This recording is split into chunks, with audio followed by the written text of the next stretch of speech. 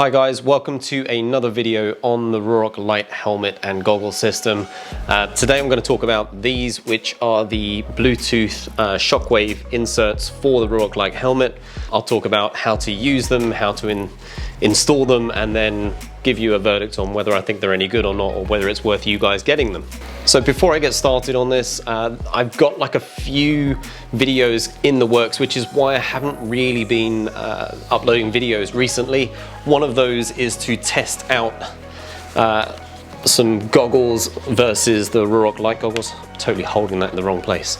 So the Ruroc Lite goggles versus another kind of very well-known manufacturer. Just add the logo in there, and that's coming up in another video. I've been testing these out for the last few weeks. I don't want to do, you know, one of those test videos where I've used them once and I'm like, yeah, everything's great. I've been testing these extensively over the season so far.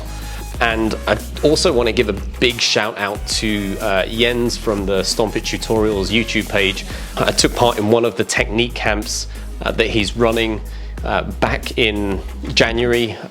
That was kind of incredible. I didn't realize, you know, how much you could learn in a week of being one of those camps. So if you are looking at one of those camps and you are kind of not sure whether to do it or not, it's totally worth it.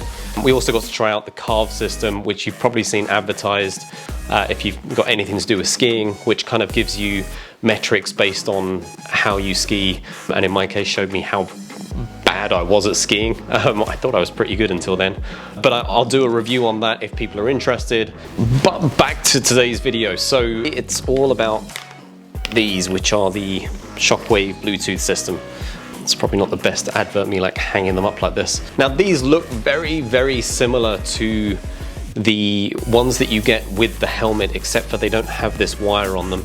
In fact, the ones that you get with the helmet also say Shockwave. I guess that's just to save on tooling.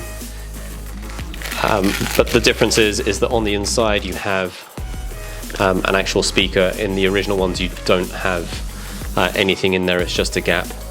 So what you'll see very quickly is that they basically have the same weird clips. I don't know if that's on focus there.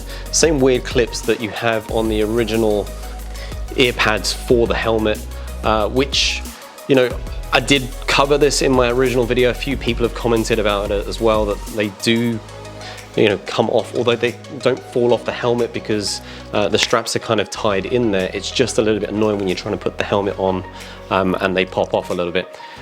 Since I made that video, I've used this helmet for weeks and weeks, and you know, you kind of get used to it. It is still a little bit annoying, but at the same time, when I'm kind of packing my helmet away, it's actually quite convenient to be able to pop these off and then fold the helmet down. It folds up a little bit more compact than that as well. So installation is very, very similar to the original ones. So that goes into the little clips. This Shockwave piece here, it just tucks into there like so, and then basically the little teeth line up with the slots in here, and then that is attached to the helmet. The wire actually tucks in behind the lining, just here. Tucks in behind the lining, doesn't get in the way. And then the other side you do exactly the same with the strap. This is actually a lot easier when I'm not trying to hold it up here to show you guys what's going on. And then again, that just clips in as per the other side, and then you just tuck that wire in past the lining. And it is as simple and easy as that. It's very quick. So now that you've installed the Shockwave system, you need to pair it with your phone. Once that's paired, you just use your phone as normal to play music or whatever. So in terms of like actually using, hang on, let me move over here. In terms of actually using the controls for the helmet, so just in here you have like a little button, and there's one on the other side as well. If you press the right one once, the volume goes up once. If you press the left one once, the volume goes down once. If you tap the right twice, you skip to the next track. If you tap the left twice, you go back a track. In order to pause the music, you need to press both sides at the same time, which is quite funny when you've got a pair of ski poles as well and you're trying to find the buttons. And then to turn it on and off, actually in the right hand side, it's probably better if I take the ear cup off for this. So just in the right hand cup, there is a power button there. And then if you press and hold that for a second, you'll hear the voice come on, tell you that the system is on. But I know what you're gonna ask me. You're kind of thinking, is it any good? So yes, it's great. I mean, you know, the music quality, I'm not gonna say is like a set of really good over-the-ear earphones or anything like that, but I think if you have used something like AirPods, it's probably around about the same kind of thing. It allows you to hear everything going on around and outside of you anyway. I know that some people like to listen to this in the park or on the lift, and it can do that. It does go up pretty loud. The battery life lasts like probably around 2 days. I've had that going for. It doesn't take too long to charge either, although there's no light or battery indicator when you've got it plugged in, so you don't know, you know, where it's at with the charging until you kind of turn it on, and then you hear it kind of say the battery's fully charged. With this, there is a USB-C charging port like just here on the right ear.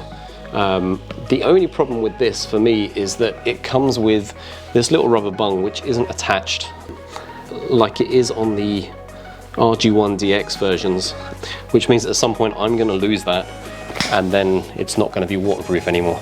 In terms of comfort, the previous versions of the Shockwave that I've used, I think the first version for the RG1DX helmet was good, but it was uncomfortable and the sound was okay-ish. The second one, the sound was much better, the comfort was much better, but the Bluetooth kept cutting in and out. With this, you don't even notice that it's there. It's almost like the helmet was designed with this in mind from the beginning. So there's no comfort issues. It's not even that much heavier than the original ear pads that you have with the helmet, so actually you don't notice that it's there. It takes a little bit of time to get used to the button placement and where they are, especially when you're wearing gloves and you can't feel where they are, but once you're used to it, it's actually really intuitive, very, very easy. But other than that, I guess, you know, I would like a little bit more bass in the music, and, you know, the rubber bung that kind of isn't attached, it's pretty good. Should you get one? If you're using Carve, then definitely it makes complete sense. But for me, yeah, well worth the money. Really like the system, and as I say, you know, it's just in my helmet all the time now. So I'll leave a link below to where you can get this on the Ruroc site. And I think if you're quick, they're doing a sale. I don't know if it's still on at the moment, but they're doing a sale at the moment, so it's actually a little bit cheaper. So thanks for watching. If you've got any questions on the Ruroc Shockwave system for the Lite, please let me know in the comments below, and I'm happy to respond. If enough people are asking the same thing, I might just do another video specifically on that. But let me know what you think. Have you got the Shockwave system? Do you like it? Do you not like it? Just leave those comments below, and I will see you guys in the next one. Thank you.